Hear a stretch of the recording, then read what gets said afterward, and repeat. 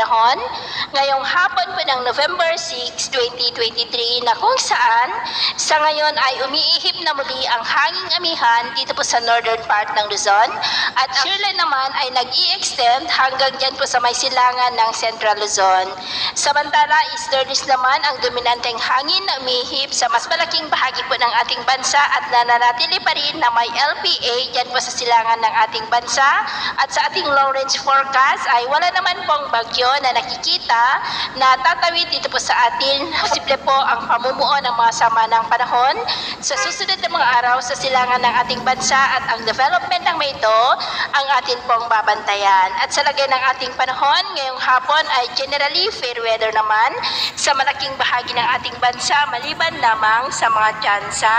ng maulap na kalangitan na may mga pulupulong pag-ulan sa ilang bahagi po ng Ilocos Region, Central Luzon, Metro Manila, Calabarzon, Bicol Region, Mimaropa, ilang bahagi ng Western Visayas, Central at Eastern Visayas, maging po sa ilang bahagi ng Zamboanga Peninsula, Surigao del Norte, Sorsogon,